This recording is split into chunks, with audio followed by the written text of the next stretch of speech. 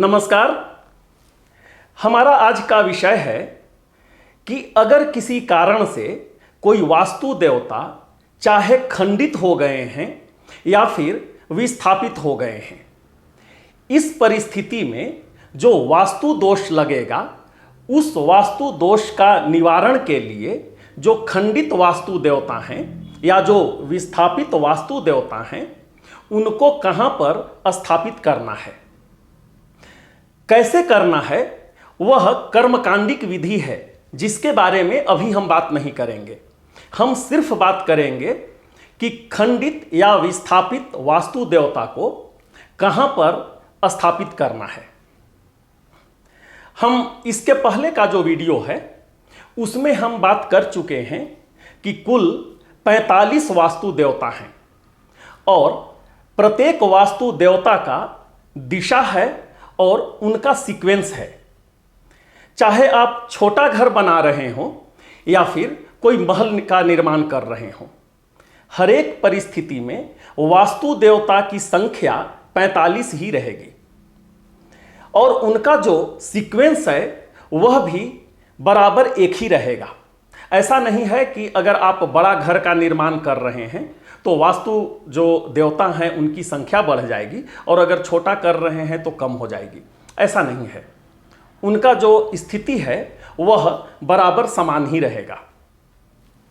हम आपको समझाने के लिए हम एक आकृति बनाए हैं, एक ड्राइंग बनाए हैं और उस आकृति के माध्यम से सबसे पहले ये समझाएंगे कि किस परिस्थिति में वास्तु देवता चाहे खंडित हो जाते हैं या फिर वे वहां से विस्थापित हो जाते हैं। सबसे पहले आप इस आकृति को देखें। इस आकृति में कुल 45 वास्तु देवताओं का वर्णन है और उनका सीक्वेंस के बारे में भी वर्णन है। इसके बारे में डिटेल में जो इसके पहले का जो वीडियो है उसमें हम बात कर चुके हैं। यहां पर यही जो आकृति है इसको हम माध्यम ले करके हम ये समझने का कोशिश करेंगे कि कोई भी वास्तु देवता किस प्रकार से खंडित या फिर विस्थापित हो जाते हैं। तो सबसे पहले हम क्या करेंगे कि ये जो वास्तु देवता का ये जो आकृति है इसको हम दिक् शुद्धि करेंगे, मतलब प्रॉपर दिशा में है या नहीं है, सबसे पहले इसको हम करेंगे। तो यहाँ पर हम कंपास का इस्तेमाल करेंगे और कंपास का इस्तेमाल करके हम इसको 90 डिग्री पर हम ऐसे सेट करेंगे। अब आप इसको ऐसे देखिए, सबसे पहले हम इसको 90 डिग्री पर रख करके इसको हम सीधा करेंगे।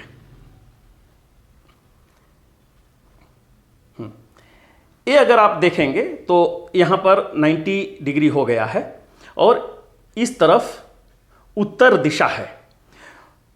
तो ये हो गई वास्तु देवता की स्थिति। वास्तु देवता कभी भी इसी प्रकार से रहेंगे। अब हम यहाँ पर दो सिनेरियो लेते हैं कि किस परिस्थिति में वास्तु देवता चाहे तो विस्थापित होंगे या फिर खंडित होंगे। तो आप ऐसे समझिए कि ये हमारा जमीन है जहाँ पर हमको निर्माण करना है, घर का निर्माण करना है। और कुछ पर अगर हमारा सपोज जमीन कुछ इस प्रकार से है तो हम ये समझेंगे कि इस जमीन का जो दिशा शुद्धि है सही है और यहाँ पर जो भी हम निर्माण करेंगे इसको हम ये समझ सकते हैं कि ये वास्तु के प्रकार ही होगा, इसमें सारे के सारे वास्तु देवता रहेंगे।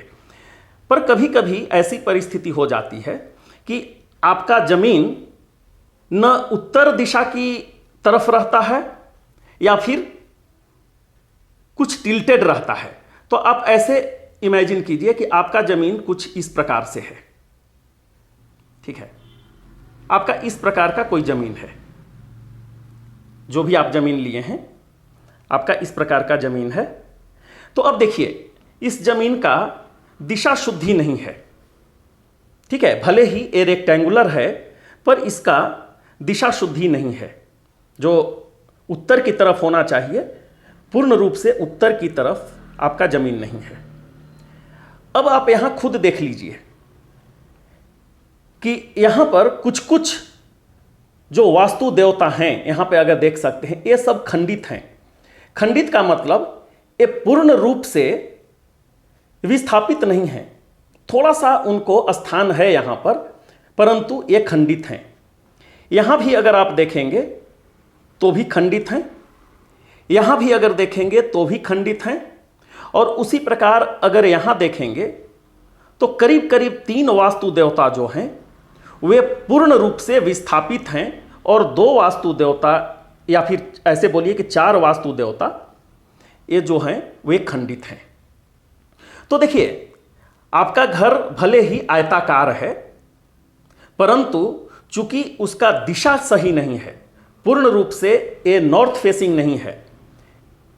देखिए, हम नॉर्थ फेसिंग, हम यहां पर सिर्फ एक एग्जाम्पल ले रहे हैं, आप कोई भी दिशा इस प्रकार से चेक कर सकते हैं।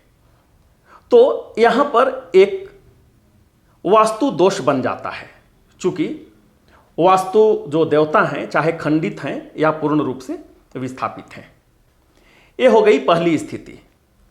अब हम दूसरी स्थिति के बारे में बात करेंगे। आप इसको ऐसे समझिए कि कुछ इस प्रकार का आपका एक घर है, खास करके ये जब आप अपार्टमेंट कोई देखते हैं, अपार्टमेंट में जब आप घर लेते हैं तो कुछ इस प्रकार की परिस्थिति प्राय हो जाती है। देखिए, यहां पर भले ही दिशा सही है, ठीक है, चाहे उत्तर पूर्व दक्षिण जो भी हो, दिशा भले ही सही है, परंतु यहां पर स्थिति क्या हो गई है कि ये भाग कट गया है और किसी दूसरे का जो घर है आपके घर के अंदर में घुस गया है। यहां पर कट गया है और यहां पर भी कट गया है, और आपके घर का कुछ हिस्सा जो है वो किसी दूसरे में घुस गया है,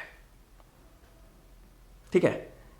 अब देखिए यहां पर क्या हो रहा है, यहां पर भी अगर देखिए तो 1 2 3 4 5 वास्तु देवता में से जो 1 2 3 वास्तु देवता हैं वे खंडित हैं, और ये जो 2 वास्तु देवता हैं वे पूर्ण रूप से विस्थापित हो गए हैं।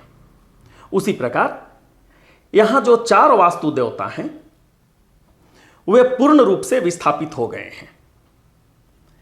अब आप पीछे देखिए, जब आप यहां देख रहे हैं तो अगर ये हमारा ये भाग अगर नहीं होता, ठीक है, इधर जो एक्स्ट्रा निकला हुआ है अगर ये नहीं होता तो इस तरफ का जितना भी वास्तु देवता हैं उनको हम समझते कि वे अपने अपने सही जगह पर हैं, परंतु ये जो भाग निकल गया है इसके कारण क्या हो गया है कि हमको एक कंसीडर करना पड़ेगा यहाँ पर कि हमारा जो भूमि है, मतलब यहाँ जो घर है, एकदम इस लेवल का हमको यहाँ पर कंसीडर करना होगा, ठीक है। यहाँ करने के कारण क्या हो जाएगा कि यहाँ से लेकर के यहाँ तक के जो वास्तु देवता हैं जिनको हमारे घर के अंदर होना चाहिए था वे किसी और के अंदर चले गए हैं। तो यहाँ से लेकर के यहाँ तक जितने भी वास्तु देवता हैं वे सब विस्थापित हो चुके हैं। उसी प्रकार यहाँ जितने भी वास्तु देवता हैं वे सब विस्थापित हो चुके हैं। तो देखिए, अब आप ये समझ चुके हैं कि किस परिस्थिति में किस कारण से जो वास्तु देवता हैं चाहे वे खंडित हो जाएंगे या फिर पूर्ण रूप से विस्थापित हो जाएंगे। अब हम आते हैं जो हमारा मुख्य विषय था कि अगर कोई वास्तु देवता खंडित या विस्थापित हो जाते हैं तो उनको कहां पर स्थापित करना है। यहां सबसे पहले यह समझ लीजिए कि दिशा के अनुसार जो वास्तु देवता हैं उनको स्थापित किया गया है, उनका सीक्वेंस है। इधर अगर देखिए पूर्व दिशा में जितने भी वास्तु देवता हैं वे पूर्व में ही रहेंगे। ऐसा नहीं हो सकता है कि अगर कोई खंडित हो रहे हैं तो इनको उठा करके हम पश्चिम में रखते, ऐसा बिल्कुल नहीं हो सकता है। उसी प्रकार जो इधर के देवता हैं उत्तर साइड तरफ के उत्तर में ही रहेंगे, दक्षिण वाले वास्तु देवता दक्षिण में ही रहेंगे, पश्चिम वाले पश्चिम में ही रहेंगे। ठीक है। यहां पर कैसे उनको स्थापित करना है ये समझिए। ये जितने भी देवता हैं वे सबका अपना अपना स्वभाव है, सबका अपना अपना स्वभाव है, और उस स्वभाव के कारण अलग अलग फल देते हैं। जैसे ये सूर्य देवता हुए, ये हो गए अग्नि देवता। तो अग्नि जो देवता हैं, यहाँ पर अगर हम रसोई घर बनाएंगे तो ही ये सही फल देंगे। अगर ये अनिल देवता ही अगर कट जाते हैं तो ये सही फल नहीं देंगे। अगर यहाँ से वे कट जाते हैं, यहाँ से वे अगर विस्थापित हो जाते हैं तो। अब यहाँ देखिए, तो हम फिर कैसे समझेंगे कि जो एक देवता हैं उनको दूसरे देवता के साथ कैसे हम रखें, उनको हम कहाँ पे स्थापित करें। तो इसका पूरा डिटेल हम डिस्क्रिप्शन में दे देंगे कि कौन देवता किस देवता के साथ में विस्थापित किए जा सकते हैं। परंतु यहाँ पर हम हर एक देवता के बारे में हम वर्णन नहीं करेंगे। हम यहाँ पर कुछ देवता को हम एक रेफरेंस ले करके हम आपको ये समझाने का कोशिश करेंगे कि उनको कहाँ पर स्थापित करना है। तो यहाँ अगर आप रंग देखेंगे तो रंग से काफ़ी हद तक ये समझ में आ जाएगी कि ये जो देवता हैं ये सब का स्वभाव करीब करीब एक है। चाहे ये जो पीला रंग के जो पीला रंग वाले जो देवता हैं, या ये जो श्वेत उजला रंग वाले जो देवता हैं, ये सबका स्वभाव करीब करीब एक जैसा है। तो एक परिस्थिति ये हो सकती है कि अगर इंद्र देवता अगर विस्थापित हो गए हैं, कट गए हैं, तो इनको हम चाहें तो जयंत देवता के साथ में इनको हम रख सकते हैं, स्थापित कर सकते हैं। उसी प्रकार अगर ये पर्जन्य जो देवता हैं वे अगर कट रहे हैं तो उनको हम जयंत के साथ में रख सकते हैं। पर यहाँ शर्त यह है कि जिनके साथ भी हम रख रहे हैं वे खंडित न हुए हों। ऐसा न हो कि जयंत भी कटे हुए हैं और इसके बावजूद भी हम जयंत के ही स्थान पर बाकी देवता को भी हम स्थापित कर रहे हैं। ऐसा नहीं है। जब ये पूर्ण रूप से हैं जयंत यहाँ पर, तभी हम चाहे पर्जन्य हो या इंद्र हो इनको यहाँ पर रख सकते हैं। ये जो दीति है उनको हम यहाँ नहीं रख सकते हैं क्योंकि फिर दिशा बदल जाएगा। ये जो दीति हैं वे उत्तर दिशा वाले हैं, तो उत्तर दिशा वाले यहीं पे हमको रखना है। इनको हम अदिति के साथ में हम यहाँ पे उनको रख सकते हैं। ठीक है, इस प्रकार से उनको रखना है। अब ये देखिए जो सूर्य देवता हैं, सूर्य देवता को हम इंद्र के साथ में नहीं रख सकते हैं क्योंकि इनका स्वभाव अलग है। ये सत्य हैं, अगर एक कट रहे हैं तो हम इनको, ये जो पीला रंग है, पीत हैं, इनके साथ हम रख सकते हैं क्योंकि ये दोनों का स्वभाव करीब करीब एक रहेगा।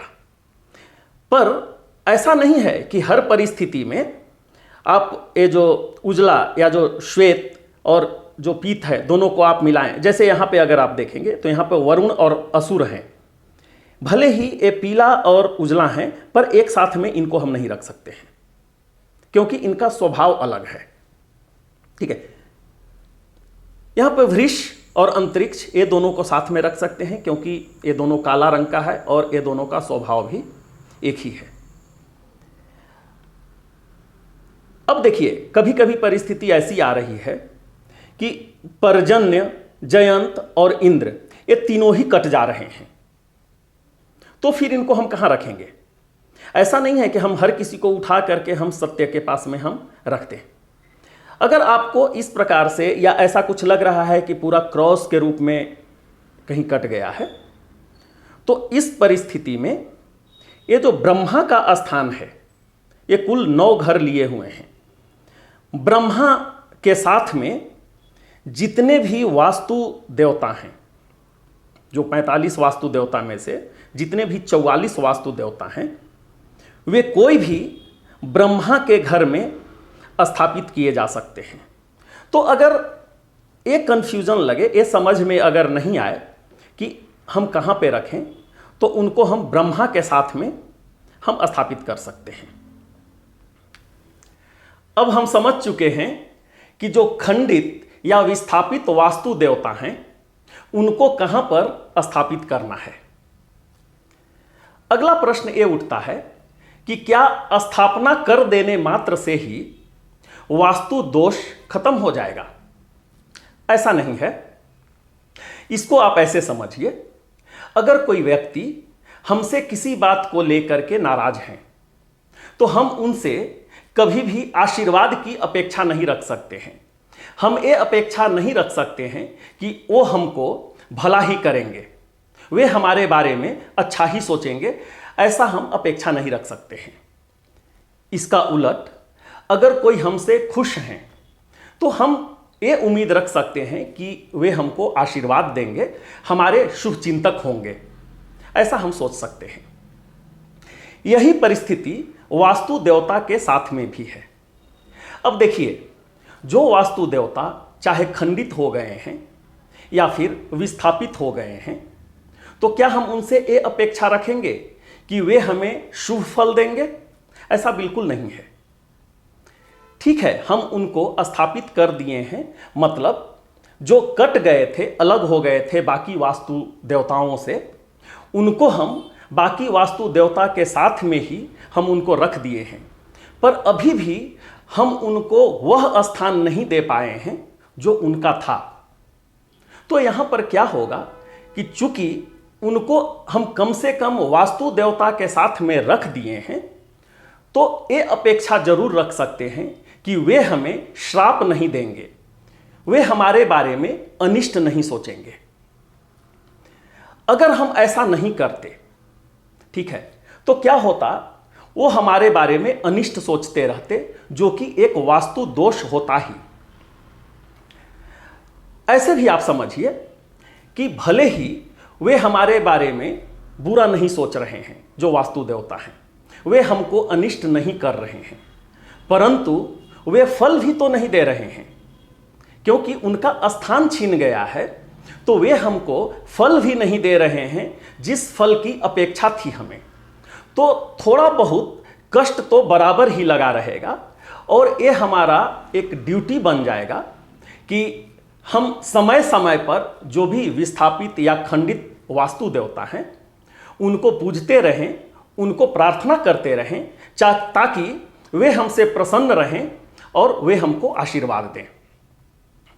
हम उम्मीद करते हैं कि ये विषय आपको पसंद आया होगा, और अगर आपके मन में किसी प्रकार का कोई प्रश्न है तो अपना प्रश्न कमेंट सेक्शन में लिखिए, हम उसका उत्तर देने का कोशिश करेंगे। हम ये भी चाहेंगे कि आप इस चैनल को सब्सक्राइब कर लीजिए, ताकि जब भी कोई नया विषय आए वह सर्वप्रथम आपके पास पहुंचे।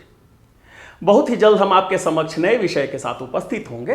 तब तक के लिए हम आपसे विदा लेते हैं। बहुत बहुत धन्यवाद। नमस्कार।